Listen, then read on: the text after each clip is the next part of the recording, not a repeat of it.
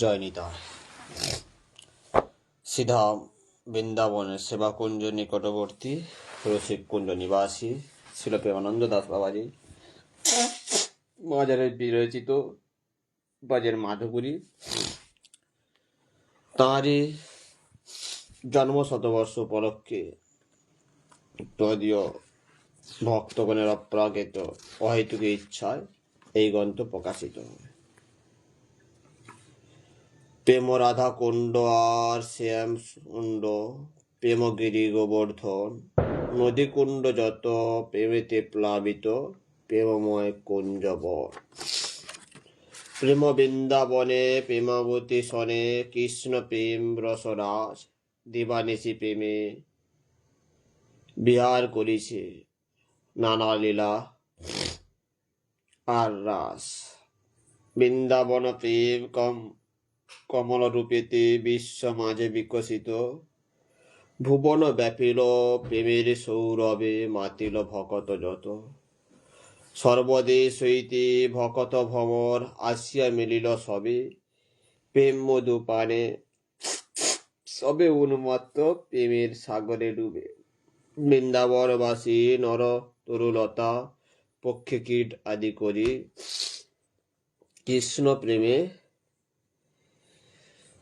কৃষ্ণ প্রেমর সাগরে ডুবিল প্রেমেতে আপনা পাশরি নিজ কর্ম দেশে একলা বঞ্চিত এ বদম দীনদাস।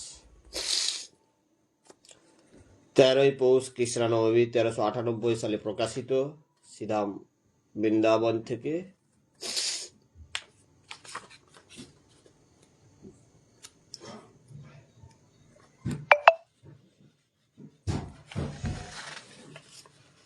ব্রজের মাধবী।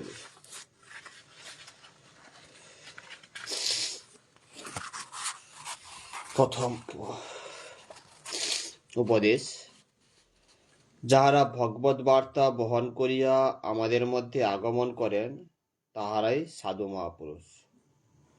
যাহারা আমাদের মতো মায়াবদ্ধ বিষয়গর্তে নিপতিত জীবের প্রতি করুণা করিয়া ভগবত কথামৃত পান করাইয়া সুশীতল করেন এবং ভগবত তত্ত্বোপদেশ মায়ার শৃঙ্খল শিথিল করিয়া দেন ও ভগবত ভক্তি প্রদানের জন্য ব্যাকুলিত হইয়া ওঠেন, সেই নির্হেতু পরম কৃপাবান সজ্জনগণই প্রকৃত মহাপুরুষ। 2 নম্বর, কোন ব্যক্তি ভগবত ভজনের আশায় কোন মহাপুরুষের শরণাপন্ন হন, সাধু পরীক্ষা করিয়া দেখিলেন লোকটির মনে নিজেকে শ্রেষ্ঠ বিজ্ঞানবিদ বলিয়া অভিমান আছে। এই অভিমান ভক্তিমার্গের প্রধান অন্তরায়। এর জন্য লোকটিকে বলিলেন, জগতে সৃষ্ট পদার্থের মধ্যে তোমার অপেক্ষা নিকৃষ্ট কোনো বস্তু সপ্তাহের মধ্যে আমার নিকট লইয়া এসো। সাধুর আদেশ অনুসারে ওই ব্যক্তি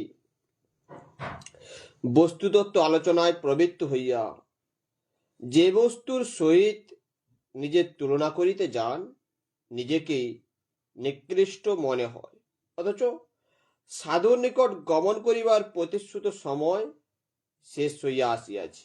অগত্যা রিক্ত হস্তে যাওয়াই সমীচীন মনে করিলে।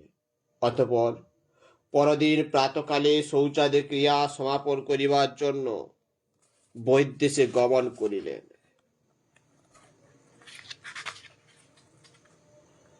কিন্তু শৌচক্রিয়া বসিবার সময় ভাবিতে লাগিলেন, আমার শরীর হইতে নির্গত এই মলই নিকৃষ্ট, আবার ইহার মধ্যস্থিত কীটাণু সকল আমা হইতেও নিকৃষ্ট। যাই হোক, এই সিদ্ধান্তে অনেকটা নিশ্চিন্ত হইলেন বটে, কিন্তু পরক্ষণে মনে হইল যে বিষটা যেন উপহাস করিয়া বলিতেছে, আমি কি প্রকারে তোমার শরীর হইতে নিকৃষ্ট হইলাম? আমি সকলেরই প্রিয়নীয় সুস্বাদু উত্তম খাদ্য সামগ্রী ছিলাম, কিন্তু তোমার শরীরের সঙ্গবশত আমার এই দুর্দশা হইয়াছে। আর আমার মধ্যে যে সকল কীটাণু বাস করিতেছে, তাহাদিগকে যে তোমাইতে নীচ বলিয়া মনে করিতেছ, ইহাও তোমার মূর্খতার পরিচয়। যেহেতু তুমি এই অস্থি মাংস বিষ্টা মূত্র পরিপূরিত কৃমি সংকুল স্থূল শরীর অনাদি কাল হইতে বাস করিয়াও ইহার কোন ক্ষুদ্রতম অংশকে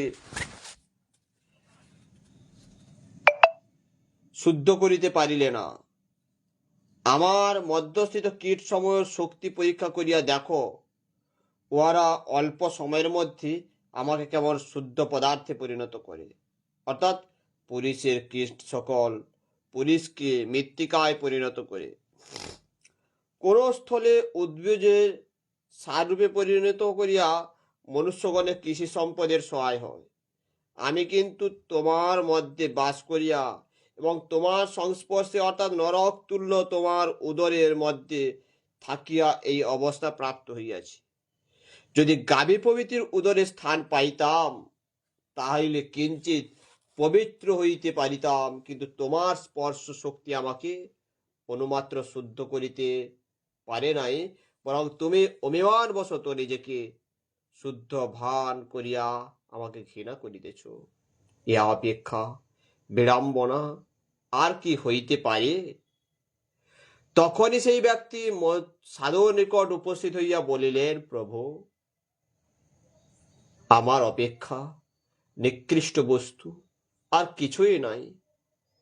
শ্রীপাদ কবিরাজ গোস্বামীর উক্তি, পুরুষের কীট হইতে মহিষে লোকিষ্ট, ইহা পরম সত্য। সাধু কৃপা করিয়া উপদেশ দিলেন, নিজের অভিমান ও সর্ববিধ সামর্থ্য পরিত্যাগ করিয়া অকিঞ্চন ভাবে শ্রী ভগবানের শরণাপন্ন হোক। তাহার কৃপায় শীঘ্র ভক্তি লাভে কৃতার্থ হইবে। সর্বসামর্থ্য পরিত্যাগপূর্বক তাহার কৃপায় প্রতি লক্ষ্য করিয়া ভজন করিবে। তিনি যাহা করাইতেছে তাহাই করিতেছি, এইভাবে সর্বদা তাহার কর্ম করিবে। তিনি যাহাই করাইতেছেন তাহাই করিতেছি, ইহার অর্থবোধ বড়ই দুর্গম। তিনি করাইতেছেন কি? আমার স্বতন্ত্র কর্মশক্তি হইতে এই সকল কার্য হইতেছে, ইহা নিরূপণ করিতে হইলে যেখানে দেখিবে সাধু শাস্ত্র গুরুবাক্য সম্মত যে কার্য, তাহাই তিনি করাইতেছেন। আর যে কার্যগুলি শাস্ত্র বহির্ভূত, তাহাই নিজ পারাব্ধ সম্ভূত। অতএব পৃথক মনোবৃত্তি ত্যাগ করিতে হইবে। অকিঞ্চনত্ব বলিতে স্বীয় ইন্দ্রিয় ভোগ্য বিষয় ত্যাগ, অর্থাৎ চক্ষু কর্ণ নাসিকা জিহ্বা ও ত্বকের বিষয় রূপ রস গন্ধ শব্দ স্পর্শ, এই অতি তুচ্ছ মৃগ তৃষ্ণার মতো মায়াময় সুখ হইতে আরম্ভ করিয়া অমায়িক ব্রহ্মানন্দ বা সালোক্যাদি মুক্তি সুখ পর্যন্ত পরিগ্রহ বাসনা ত্যাগ করার নাম অকিঞ্চনত্ব। এই অকিঞ্চনা বৃদ্ধি স্থায়ী হইলে প্রেম ভক্তি লাভের জন্য প্রবল উৎকণ্ঠা জাত হয়।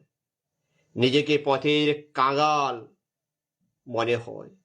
যেরূপ পথের কাঙাল যাহাকে দেখে তাহার নিকটে যোগাযোগ বিচার না করিয়া ধনবান ভাবিয়া ধন প্রার্থনা করিয়া থাকে, সেই প্রকার এই বিশ্ব মাঝে মহাপ্রভুর কৃপায় স্থাবর জঙ্গম সকলেই প্রেমবান, একমাত্র আমি প্রেম ভক্তির কাঙাল। এইভাবে সকলের কাছে শ্রীকৃষ্ণ ভক্তি সম্পদ প্রার্থনা করেন, প্রাণীমাত্রে দণ্ডবৎ প্রণতি করেন। ইহাই প্রকৃত বৈরাগ্যের লক্ষণ। তৃতীয়, শ্রী ভগবানকে পাইবার সাধনা যদি কঠিন হয়, তবে তাহার ভক্তের কাছে আনন্দের বিষয় বলিয়াই মনে হয়। কেননা সাধনার দুঃখ সইতে পারিলে বোঝা যাইবে যে প্রিয়তমের প্রতি ভক্তির প্রেম কত গভীর। সুতরাং তাহার জন্য দুঃখ সহ্য করিতে পারাই মহা সৌভাগ্য। ভক্তের অনুভূতিতে তিন কালই সত্য এবং এক সূত্রে গঠিত। যারা ভবিষ্যতে আশা করিয়া বর্তমান সাধন ভজন শৈথিল্য প্রকাশ করেন, তারা সিদ্ধি লাভ করিতে পারেন না। বুদ্ধিমান ভক্ত কিন্তু বর্তমানকে উপযুক্ত সাধনা দ্বারা মধুময় করিয়া ভজন পথে অগ্রসর হইয়া থাকে। তাই তাহার সাধন ও নিত্য মধুময় রূপে বর্তমান থাকে। অতীত আর ফিরিয়া আসে না, ভবিষ্যতের কথাই বা কে বলিতে পারে। বর্তমানকে সফল করিয়া সাধন পথে অগ্রসর হয় সাধনের কৌশল ও সার্থকতা।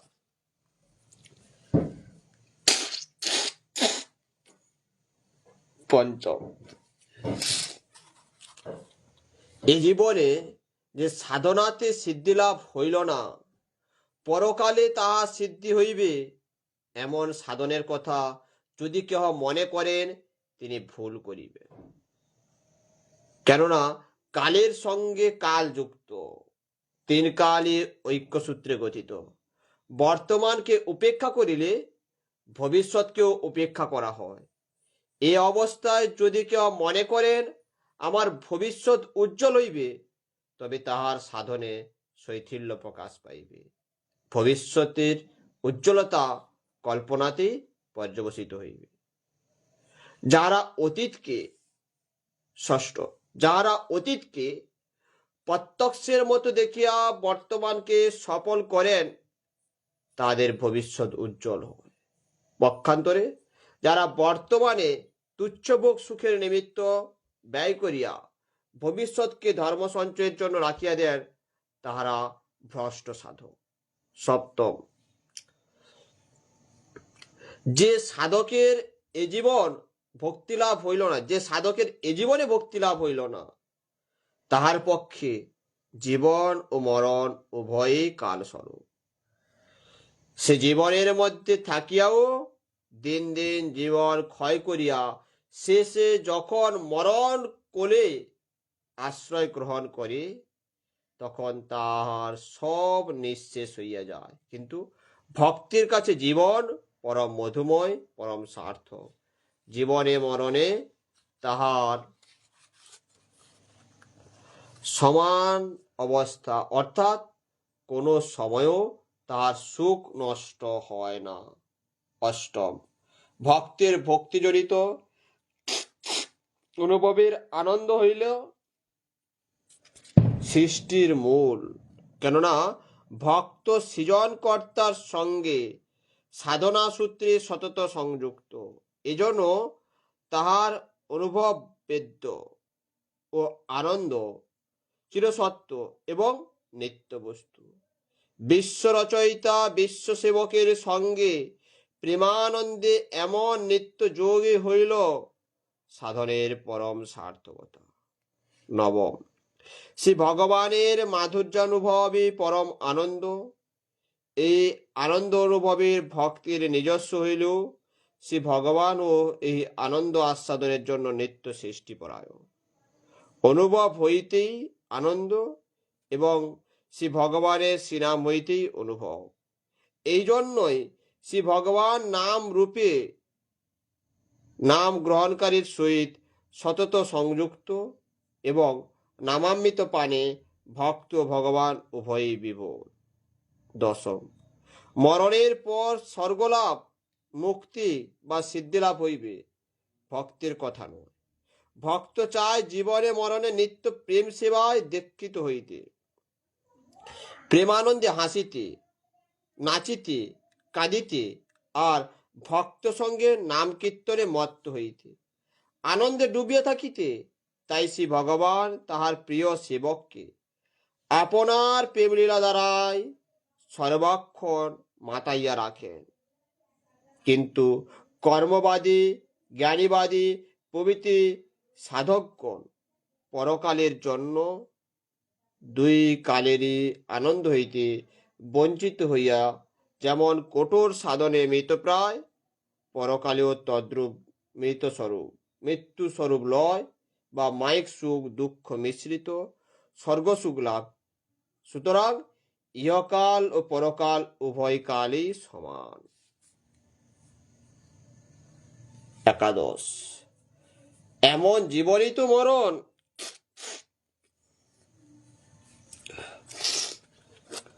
যাহাতে নিত্য আনন্দ আস্বাদন হইল না, মৃত্যুর পর অমৃতত্ব লাভ হইবে, একথা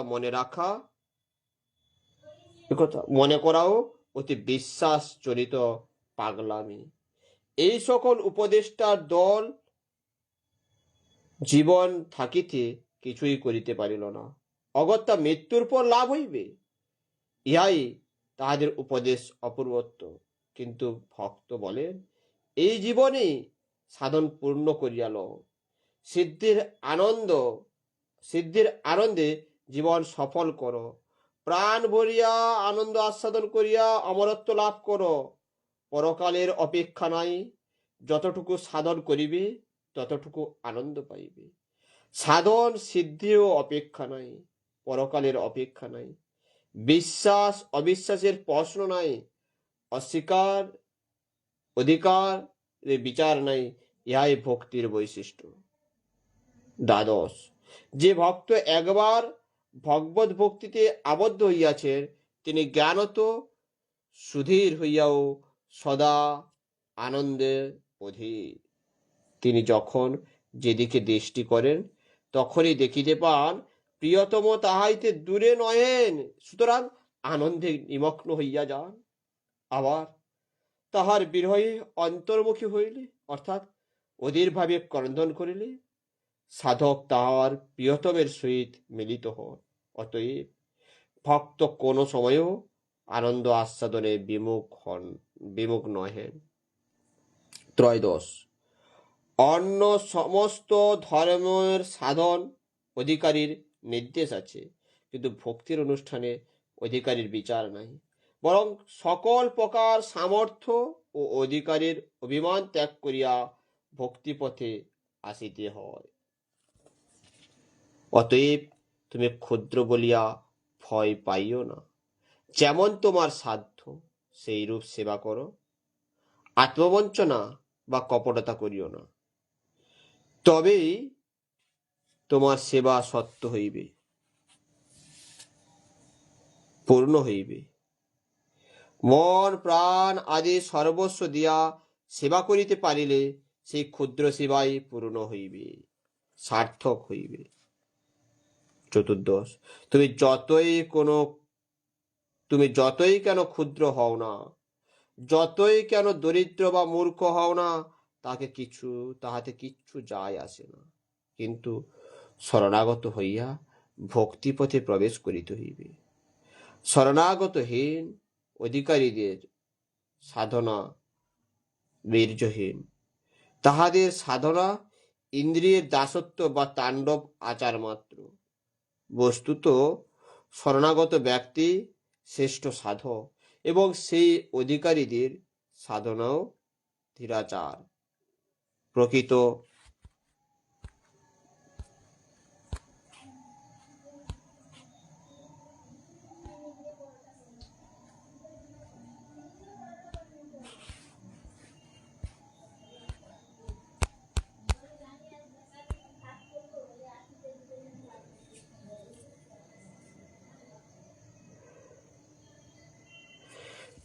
বীর না হইলে সাধন পথে এক পদ অগ্রসর হওয়া যায় না। সাধন ক্ষেত্রে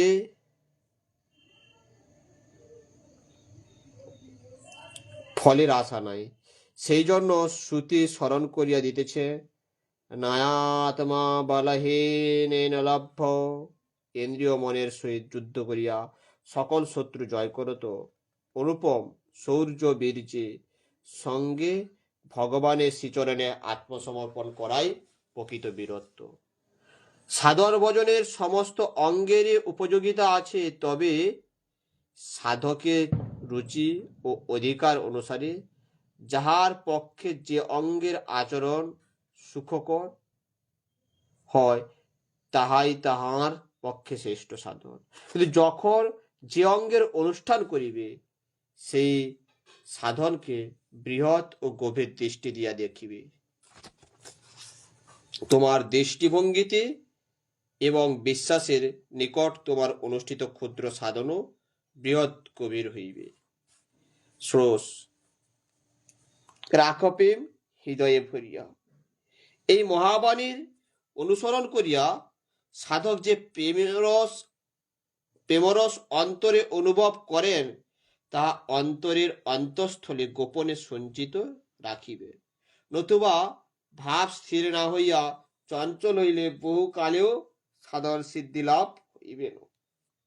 পক্ষান্তরে অন্তরে ওই ভাব সমাহিত করিলে ভাব শীঘ্রই স্ফীত হইয়া প্রেমে পরিণত হইবে। সপ্তদশ, যারা ভাবুক ও ভক্ত তাহারা ভাব তরঙ্গকে অন্তরে নিবদ্ধ করিয়া রাখেন, কেননা যেই ভাবের উচ্ছ্বাসে চিত্ত যত আনন্দের উপলব্ধি হয়, চিত্ত তত প্রসারতা লাভ করে, তাহার ফলে প্রিয়তমের স্ফূর্তি হয়।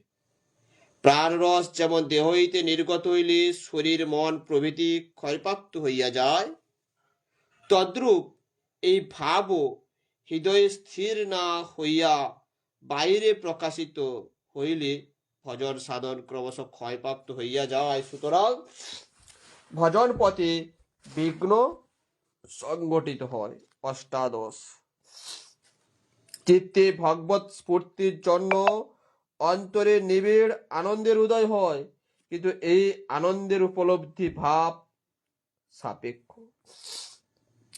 ভাব যত গাঢ় হইবে আনন্দ তত ঘনীভূত হইবে। এই ঘনীভূত আনন্দ হইতেই আনন্দময়ের মাধুর্য আস্বাদন হয় এবং ভগবত স্ফূর্তির ও উৎকর্ষ সাধিত হয়। স্ফূর্তির সময়ে যেরূপ অনুভব হয় তাতে সাধক মনে করেন তিনি আমাকে স্পর্শ করিতেছেন, কিন্তু আমি তাকে স্পর্শ করিতে পারিতেছি না। তিনি আমাকে আলিঙ্গন করিতেছেন, আমি তৎ অনুরূপ করিতে পারিতেছি না। ইহাই স্ফূর্তির অনুভব। এই স্ফূর্তির উৎকণ্ঠারই আধিক্য, কিন্তু অন্তরে ভাব গোপন করিতে না পারিলে এই উৎকণ্ঠা স্থায়ী হয় না। অতএব ভাবুক ভক্তগণ সর্বদা স্থায়ী ভাব গোপনের চেষ্টা করিবে। ঊনবিংশ, লোকে বলিতে পারে যে সকলে যদি ভাব গোপন করেন তবে সাধনের সহজ আনন্দ অনুভূতির বিষয় লোকে জানিবে কেমন করিয়া? হৃদয়ের ভাবকে গোপন করিয়া সাধক আগে ভাব সিদ্ধ হউন, সত্য ভাব উপলব্ধি করুন, তাহার পর সাধকের অন্তরে বাহিরে যখন ভাবের প্রগাঢ় দীপ্তিতে উদ্ভাসিত হইবে, সেই সময়ে এই ভাবরাশি কিছুতেই গোপন করা সম্ভব হইবে না, সততই প্রকাশিত হইবে। সেই ভাবের সংস্পর্শে ভাবের ব্যক্তির ও ভাবের অনুভব হইবে, নতুবা ভাবের তরল অবস্থা উহা প্রকাশিত হইলে কারও কল্যাণ হইবে না। বিশেষত প্রতিপ্রাণা সতী স্ত্রীকে কি কখনো তার প্রেম সৌভাগ্যের অনুভবগুলি যাত্রার কাছে কহিয়া বেড়াইতে পারে? কখনো নয়। সে তাহার সৌভাগ্যের পরিচয় দেয় প্রিয়জনের সেবায়, আর সেবার উপলক্ষণেই তাহার প্রিয়তমের সহিত মিলন হয়। এজন্য সতী স্ত্রী কখনো সেবা ছাড়িতে পারে না। বিংশ, ভক্ত যখন ভাবের আবেশে এই বিশ্ব চরাচর ভরিয়া তার প্রাণেশ্বর লীলা অবলোকন করেন, তখন মনে করেন সকলেরই অন্তরে বাহিরে তিনি বিরাজিত। প্রিয়তম ব্যতীত জগতে আর কিছুই নাই। তিনি সবার অন্তরাত্মা, সুখ দুঃখের সাথী। জীবন মরণের নিত্য সহচর, সর্বত্র স্বামী দর্শন ভিন্ন, অন্য দর্শন বা কল্পনায় ব্যভিচার। ভক্তের এই বিশ্বমৈত্রী ভাবের অবস্থার যখন সর্বত্র স্বীয় ইষ্টদেবকে দর্শন করেন, তখন বৃক্ষলতা হইতে ক্ষুদ্র কীট পতঙ্গাদিতেও ইষ্টদেবের স্ফূর্তি হয়। কাজেই তখন আর বিভিন্ন ব্যক্তির নিকট নিজ সৌভাগ্য বা প্রক্ষেপণের অবসরই হয় না। সত্যই যদি স্বামীর বা তাহার প্রিয়জনের সেবা করিতে চাও, তবে অমৃতরূপী নামরস নিত্য পান করো। এটি 21 নম্বর পয়েন্ট। পৃথিবী যেরূপ বর্ষণ বাড়ি ধীরে ধীরে শোষণ করিয়া পরে সেই জল দ্বারা সকলের সেবা করে, সেইরূপ নিত্য উপচিত নামরসের দ্বারা সকলকে সঞ্জীবিত করো। অমৃত ব্যতীত মৃতের জীবন সঞ্চার হয় না। এই অমৃত পাইতে হইলে তোমাকে অমৃত হইতে হইবে। সাধনার এক মহারহস্য এই যে আত্মা অমৃতের আধার, সেইখানে শতধারায় অমৃতের বর্ষণয় বয়ম অমৃতস্য পুত্র। তাই নাম সাধকের হৃদয় চির প্রাবিট অর্থাৎ বর্ষাকাল, অর্থাৎ নাম বর্ষণ হবে উচ্চেশ্বরে। দাবিংশ সে নামের মূর্ত স্বরূপ শ্রীমন মহাপ্রভু তাহার ভাবের সহিত নিজ ভাব ও তাহার মুখোচ্চারিত শ্রীনামের শব্দের সহিত হরে কৃষ্ণ তুচ্ছ স্ফুরতি নিজ নাম শব্দ সবাহিত করিয়া সেই প্রিয়তমে চিত্তের সহিত চিত্ত, মনের সহিত মন মিলাইয়া কীর্তন করো। সেই ধ্যানে ধ্যান মিশাইয়া সেই দৃষ্টিতে নিজ দৃষ্টি সমাহিত করিয়া প্রেম সুধি পানে প্রমত্ত হও। প্রেম রসে হৃদয় ভরপুর হইবে, জীবন সার্থক হইবে, সেই সঙ্গে জগৎবাসীর জীবন সার্থক হইবে। ত্রয়োবিংশ শ্রীমন মহাপ্রভু যেরূপ বিরাট মহান, তার করুণাও তদ্রূপ। সাধক যতই কেন ক্ষুদ্র হোক, তাহার করুণাই তাহাকে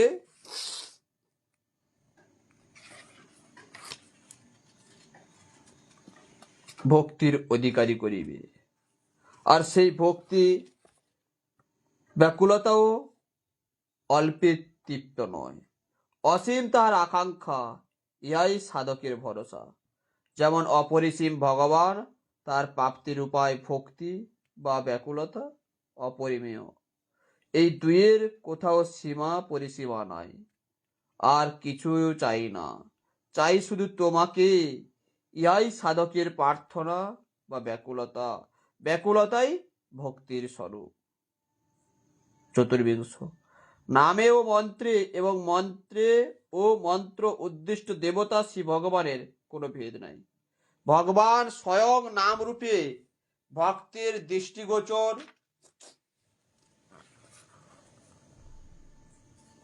হইয়া থাকেন এবং নাম রূপেই দ্রষ্টা সাধকের অমরত্ব লাভ হয়। নাম মন্ত্র জীবন্ত এবং অনন্ত শক্তি সম্পন্ন জ্যোতিস্বরূপ। এই জন্য মন্ত্র জপকালে আপাত মস্তক সকল দেহে মন্ত্র শক্তি বা তেজ ব্যাপ্ত হইয়া থাকে এবং সকল দেহেই নামের প্রভাব অনুভূত হয়। এইরূপ নাম জপের প্রভাবে অন্তরে আত্মা বিকশিত হয় এবং শ্রী ভগবান আত্মায় প্রতিষ্ঠিত হন। পঞ্চবিংশ নাম গ্রহণকারী সাধক কোন রূপ ব্যবহারিক সুখ দুঃখের প্রতিলক্ষ্য না করিয়া নিরন্তর নাম করিবে। অর্থাৎ ব্যবহারিক জীবনে সুখ বা দুঃখ উপস্থিত হইলে তাহাতে অনুভূত না হইয়া ধীরভাবে তাহা সহ্য করিবে। দুঃখে যে কাতর হয়, সেই দুঃখে যে তাহাতে উদ্বিগ্ন হয় না, সে দুঃখ জয়ী, অর্থাৎ তাহার দুঃখ থাকে না। ইহা দুঃখহ্রাস বা সুখ বৃদ্ধির অন্যতম উপায়। পরন্তু সুখভোগের জন্য যাহারা প্রিয়া সুখভোগের জন্য যার প্রিয়া যত বলবতী, সে তত দুঃখী। ষড়বিংশ। প্রাকৃত সুখ দুঃখ মন অভিভূত হইলে সে নামের স্ফূর্তি হয় না। চক্ষুকর্ণ প্রভৃতি জ্ঞানেন্দ্রের সহিত বাহ্য বিষয়ের সংযোগ ঘটিলে সেই সেই বিষয়ে যেরূপ অনুভূত হয়, মনও সেই রূপ বিষয়ের আকার প্রাপ্ত হয় এবং চিত্তরূপ দর্পণে সেই অনুভূতি যেভাবে প্রতিফলিত হয়, সে বিষয়ের সেই রূপ জ্ঞানও হয়। অবশেষে তাহাই সংস্কারে পরিণত হয়। এই সংস্কারে নাম সূর্যকে আবৃত করে। যদিও সে নাম সর্বত চিন্ময়, তথাপি মেঘাচ্ছন্ন সূর্যের ন্যায় নাম গ্রহণকারী চিত্তকে আবৃত করে বলিয়া নামের প্রভাব অনুভূত হয় না। সপ্তবিংশ। সংস্কার বা কর্মের মূল বশত জীবের জন্ম, আয়ু এবং ভোগ নিয়মিত হইয়া থাকে। প্রারব্ধ কর্ম লইয়াই আমরা জন্মগ্রহণ করিয়া থাকি। এই কর্মক্ষয় ভিন্ন জীব কখনো সংসার মুক্তি বা ভগবত ভক্তি লাভ করিতে পারে না। সাধারণত ভোগের দ্বারাই কর্মক্ষয় হয়, কিন্তু নামগ্রহণ মাত্রে জীবের সমুদয় কর্মরাশি ধ্বংসপ্রাপ্ত হয়। যেহেতু নাম চিন্ময় শব্দ স্বরূপ, শব্দ সমস্ত উপাদানের মূল, মৌলিক বস্তুর পরিবর্তনে উৎপদ্যমান বস্তুর পরিবর্তন স্বতঃসিদ্ধ নিয়ম। তাই মানুষের যাহা মনুষ্যত্ব জীবনের যাহা উদ্দেশ্য, তাহা একমাত্র শ্রীনামের উপরই প্রতিষ্ঠিত। এই জন্য যেখানে জীবনের চরম লক্ষ্য ভগবত প্রেম, সেখানে সংস্কারের মলিনতা থাকে না। বস্তুত কার্য জ্ঞান, সত্যনিষ্ঠা, ইন্দ্রিয় সংযম, হৃদয়ের বল, সমদৃষ্টি, স্বার্থত্যাগ, সাহস, দয়া, কর্মকুশলতা ইত্যাদি যাহা কিছু সদ্বৃত্তি মানবকে মানবতের জীব জাতি হইতে ঊর্ধ্ব আনয়ন, সেই সমুদয়ের মূল ওই শ্রী হরিনাম। সুতরাং নাম ব্যতীত অন্য কোনো উপায় নাই।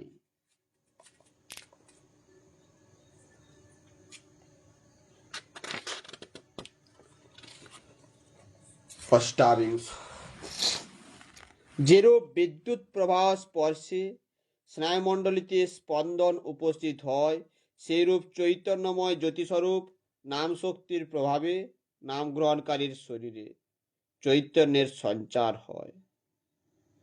ইহা প্রথমত প্রাণবায়ুর উপর প্রভাব বিস্তার করে। এই জন্য নাম গ্রহণের সময় প্রাণবায়ু বিকারগ্রস্ত হইয়া চঞ্চল মনকে ক্ষুপিত করে এবং মন অতিশয় রূপে দেহের ক্ষোভ উৎপাদন করে। এই জন্য সাধকের দেহে নানাবিধ সাত্ত্বিক বিকারের উদয় হয়। 29। নাম শক্তি যখন শব্দকে আশ্রয় করে, তখন সাধকের মূর্ছা দশা উপস্থিত হয়। যখন প্রাণবায়ুকে আশ্রয় করে সর্বদেহে ব্যাপ্তি হয়, তখন শরীর শিহরণ বা রোমাঞ্চ, কম্প, সর্বেদাদি হয়। শরীর তেজকে যখন অংশগ্রহণ করিল, শ্বেত ও বৈবর্ণাদি দশার উদয় হয়, জলাশ্রিত হয়, অস্থির হয়।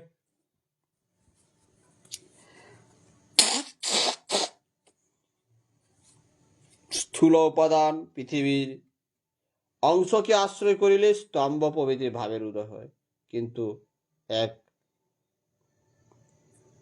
ভাব সকল বাহিরে চিহ্নমাত্র প্রকটন করিয়ায় নিবৃত্ত হয় না, প্রত্যুত অন্তরেরও প্রচুরতম আনন্দ আস্বাদনের কারণ হয়। আর এই সঙ্গে দিনের মৌলিক উপাদানগুলিও পরিবর্তিত হইয়া চিন্ময়ত্ব প্রাপ্ত হয়। এই জন্য নাম গ্রহণের সদ্যই অমৃত লাভ হয়, পরজন্মের অপেক্ষা করিতে হয় না। 30। ঘটপটাদি জড়বস্তু যেমন সূর্যাদি জ্যোতি সংস্পর্শে উজ্জ্বলিত হইয়া প্রকাশিত হয় এবং সকলের জ্ঞানের বিষয় হয়, কিন্তু ওই শুভ্র সূর্যরশ্মি যদি নীল পিতাদি বর্ণের কাঁচের উপর প্রতিফলিত হয়, তখন নীল পিতাদি বর্ণের প্রতিবিম্ব উৎপাদন করে, সুতরাং প্রকাশিত বস্তু সকলও সেই সেই বর্ণে অনুরঞ্জিত হয়। তদ্রূপ শুদ্ধ হরিনামের নির্মল জ্যোতি বিভিন্ন চিত্তবৃত্তির সাহচর্যে বিভিন্ন জ্ঞান বা অনুভূতির ব্যঞ্জক বিবিধ সাধ্য বস্তু প্রকাশিত করে। সেই অনুভূতি এবং সেই বস্তু ইন্দ্রবৃত্তির অনুকূল হইলে সুখকর হয়, আর প্রতিকূল হইলে দুঃখকর হয়। অথচ বাহ্য বিষয়ের সহিত ইন্দ্রিয়ের যে সংযোগ তা ক্ষণস্থায়ী।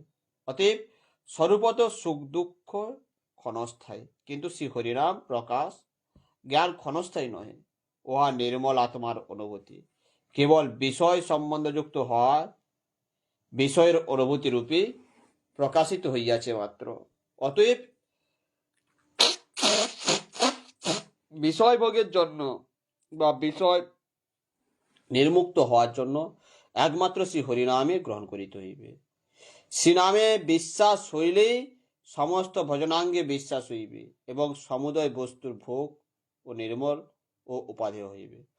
সেই সেই বস্তুগত দুঃখরূপ ফলও ভক্তিতে পর্যবসিত হইবে। শ্রীনামের কৃপা না হইলে ভক্তিলাভ হইবে না, ভাবরাজ্যে প্রবেশ করিতে পারা যাইবে না। 31 কাম ক্রোধাদি শত্রুকে জয় করিতে হইবে। অথচ যতদিন আমাদের শত্রুকে পরাজিত করিবার অভিমান মনমধ্যে জাগরূক থাকিবে, ততদিন সেই সমস্ত কারণেই অন্তরে দুঃখ বিদ্যমান থাকিবে। 32 সাধনা অর্থে আপনার অহংকারকে বড় করা নহে, শ্রী ভগবানকে বড় করিয়া তাহার দাস রূপে যে অভিমান অর্থাৎ নিজে দীন হইয়া তাহার সহিত যে সেব্য সেবক সম্বন্ধ স্থাপন, তাহাই প্রকৃত সাধনা। এই সত্য উপলব্ধি না হইলে কিছু সাধন ভজনের অনুষ্ঠান তাহা প্রায় দম্ভমাত্র পর্যবসিত, কেননা তাহারা শ্রী ভগবানের স্থানে আপনাকে বসাইয়া অথবা আত্মপবিত্র সমূহকে পূজা করিয়া সাধনের উদ্দেশ্য সফল করে। আজ এ পর্যন্ত। আবার প্রেমানন্দ ভক্তি শাস্ত্রী প্রভুর কৃপা হলে পরবর্তী অংশ থেকে কাল আলোচনা হবে।